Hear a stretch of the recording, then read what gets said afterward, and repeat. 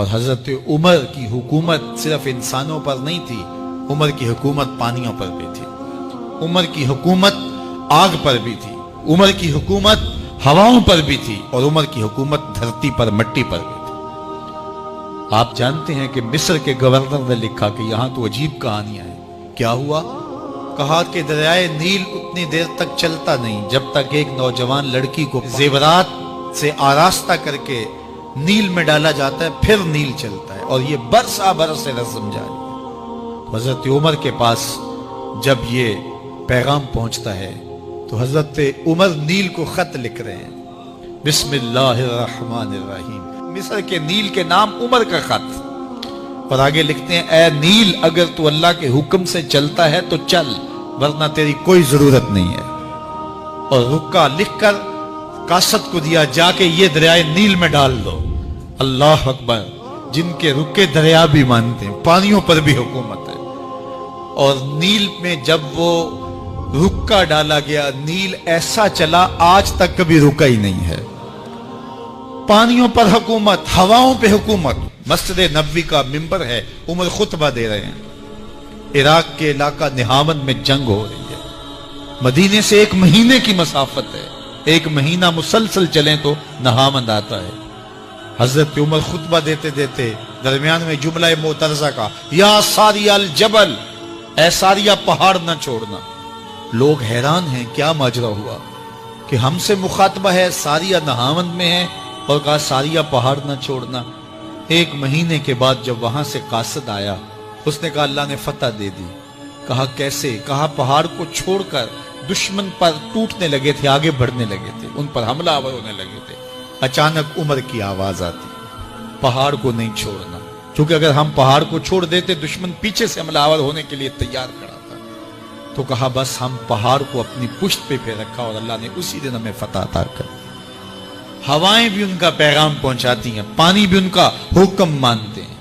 اس زمانے میں fire brigade system نہیں تھا، لیکن ایک آگ بڑھتی آ رہی ہے شہر کی طرف۔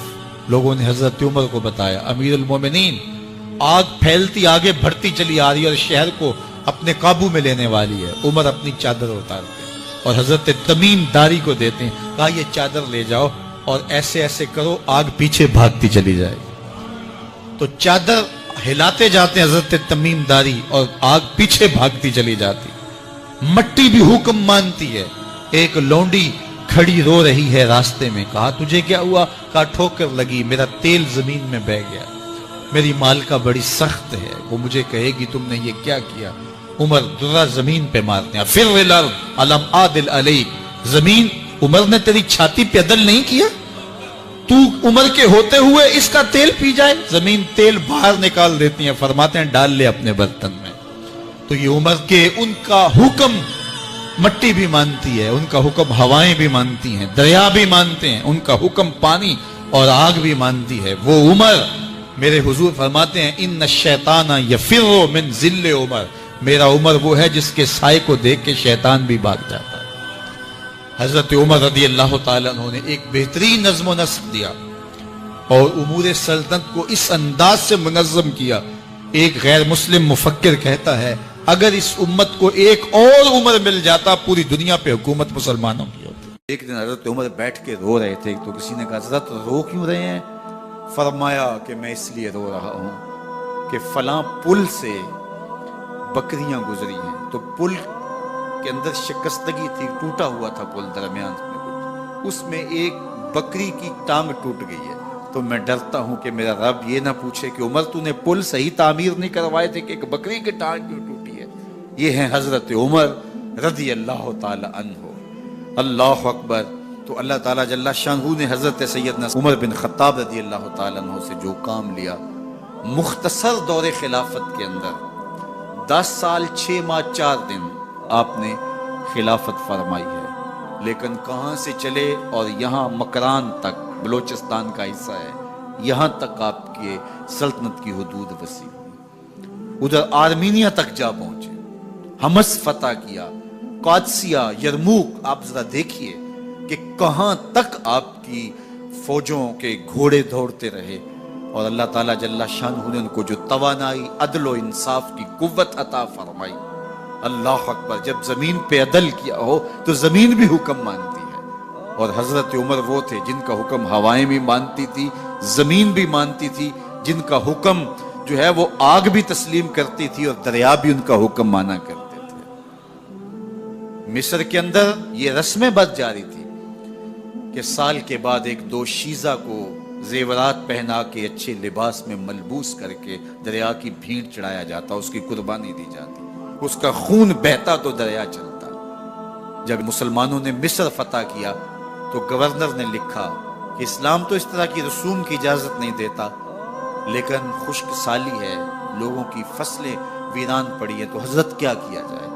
تو حضرت عمر رضی اللہ تعالیٰ عنہ کاغذ کے ٹکڑے پہ لکھتے ہیں بسم اللہ الرحمن الرحیم، مصر کے نیل کی جانب عمر کا خط لکھتے ہیں، اے نیل اگر تو اللہ کے حکم سے چلا کرتا ہے تو چل، ورنہ ہمیں تیرے چلنے کی کوئی حاجت نہیں ہے۔ اور قاصد کو کہا یہ خط لے جاؤ اور جا کے دریائے نیل میں پھینک دو۔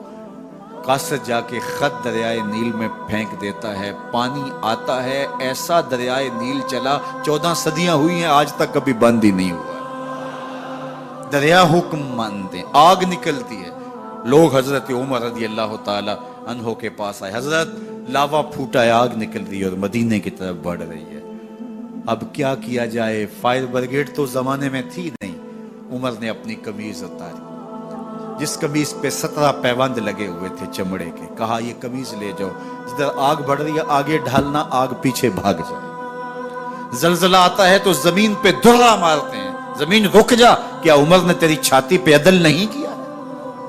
تو یہ عمر ہیں رضی اللہ تعالی عنہ کہ جن کے انصاف کی وجہ سے، جن کے عدل کی وجہ سے اللہ تعالیٰ کی رحمات اور اس کی برکات کا نزول ہوتا تھا، اور اللہ تعالیٰ نے مسلمانوں کو وہ آبرومند حکومت دی۔ کائنات کی تاریخ کے اندر ایسی حکومت آپ نے نہیں دیکھی ہوگی جو حضرت عمر نے حکومت کی ہے۔ اللہ اکبر۔ فرمایا فرات کے کنارے پہ ایک کتا بھی پیاسا مر گیا تو اس کا حساب بھی عمر سے ہوگا۔ باہر سے سفیر آتا ہے اور آ کے پوچھتا ہے کہ میں امیر المومنین کے، مسلمانوں کے حکمران کے محل میں جانا ہے، تو مسکرا کے کہتے ہیں ہمارے امیر کا تو کوئی محل نہیں ہے۔ کہا کہاں ہے تمہارا امیر؟ کہا مسجد نبوی میں ہوگا یا بیت المال کے اونٹوں کی دیکھ بھال میں لگا ہوگا۔ وہ جب گئے تو مسجد میں نہیں ہے، اللہ اکبر، وہاں گئے تو وہاں بھی نہیں ہے۔ پھر کیا دیکھتے ہیں کہ عمر رضی اللہ تعالی عنہ جنت البقیع کے پاس ایک درخت کے نیچے اینٹ کا سرانہ رکھ کے سوئے ہوئے، تو اس نے کہا عمر تو نے عدل کیا ہے، تجھے کچی اینٹ پہ بھی نیند آ گئی۔ ہمارے حکمرانوں نے انصاف نہیں کیا اور وہ بند اور محفوظ کمروں کے اندر بھی سکون اور چین کی نیند نہیں سو سکتے۔ حضرت سیدنا عمر رضی اللہ تعالیٰ عنہ نے اس طرح ان امور سلطنت نبھائے۔ آپ دن کو لوگوں کی دیکھ بھالی کرتے، لوگوں کی ضروریات سنتے سمجھتے، اور جب رات پڑتی لوگ سو جاتے، عمر مدینے کی گلیوں میں پہرا دیتے۔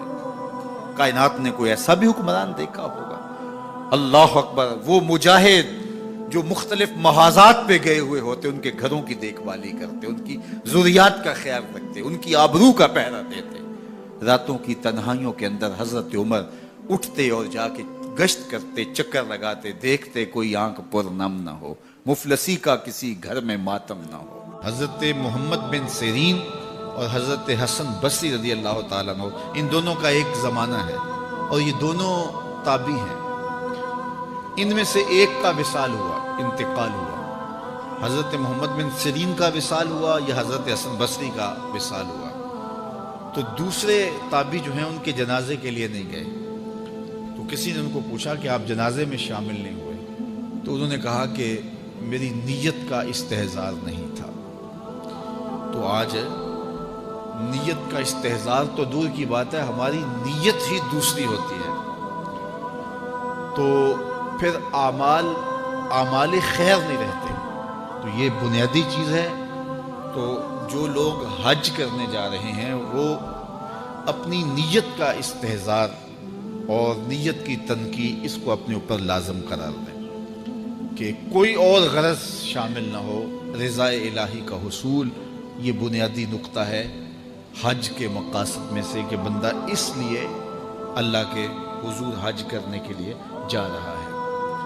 تو حاجی تو وہ بن ہی جائے گا، خود بخود ہی ہو جائے گا۔ اچھا، کئی لوگوں کا یہ خیال ہوتا ہے کہ میں نے ایک حج کیا ہے تو حاجی بن جاؤں گا، اور زیادہ حج کیے جائیں گے تو پھر الحاج بن جاؤں گا۔ تو یہ ایک عوام کی غلط فہمی ہے۔ حاجی اور حاج ان دونوں کے اندر کوئی فرق نہیں ہے۔ حاجی بھی اس میں فاعل کا صیغہ ہے، اور حاج بھی جو ہے وہ اسی معنی میں ہے۔ تو حاجی ہو یا حاج ہو، الحاج ہو، الحاج الف لام تو معرفہ کے لیے لگ گیا۔ تو اس سے یہ جو لوگوں کے اندر غلط فہمی ہے کہ حاجی ایک حج کرنے والے کو کہتے ہیں، اور الحاج کئی جس نے حج کیے ہو، جس نے فلاں تو الحاج ہے، جس نے بہت سارے حج کیے ہیں۔ تو ایک حج کرنے والا بھی الحاج ہو سکتا ہے، اور متعدد حج کرنے والا بھی حاجی ہے۔ جس طرح ایک نماز پڑھنے والا بھی نمازی کہلا لیتا ہے، اور روز نماز پڑھتا ہے وہ بھی نمازی ہے، تو اس کے لیے کوئی الگ سے لفظ نہیں ہے۔ اور بعض لوگوں کا یہ خیال ہے کہ جو جمعۃ المبارک کے دن حج آئے وہ حج اکبر ہوتا ہے، اور باقی شاید چھوٹے حج ہوتے ہیں۔ تو یہ بات بھی غلط فہمی پر مشتمل ہے۔ جمعۃ المبارک کے دن اگر کوئی حج آ جائے تو ظاہر ہے جمعہ کی برکتیں بھی ساتھ شامل ہوگی، لیکن حج اکبر یا حج اصغر کی یہ تقسیم نہیں ہے۔ عمرے کو حج اصغر کہا گیا ہے، اور جو حج ہے اس کو حج اکبر کہا گیا ہے۔ تو ہر حج یہ حج اکبر ہی ہے، اور حج اصغر العمرہ وہ عمرہ ہے۔ تو یہ دو غلط فہمیاں ہم دور کر لیں کہ ایک تو حاجی اور حاج میں کوئی فرق نہیں ہے۔ حاجی بھی اس میں فاعل کا صیغہ ہے، اور حاج بھی اسی معنی میں ہے۔ تو اگر کسی کو یہ شوق ہو کہ میں نے زیادہ حج کیے تو میں الحاج کہلا لوں گا، تو وہ جناب ایک سے بھی لکھ سکتا ہے۔ اس کو اگر اس لیے جانا ہے تو اتنے پیسے خرچ کرنے کی ضرورت نہیں ہے، وہ ایک حج سے بھی جو ہے وہ الحاج لکھ سکتا ہے۔ تو یہ مقصد نہیں ہے کہ میں حاجی کہلاؤں یا الحاج کہلاؤں۔ اگر یہ مقصد ہو گیا تو پھر یہ ساری کی ہوئی محنت ضائع چلے گی۔ مقصد رضائے الہی کا حصول ہے۔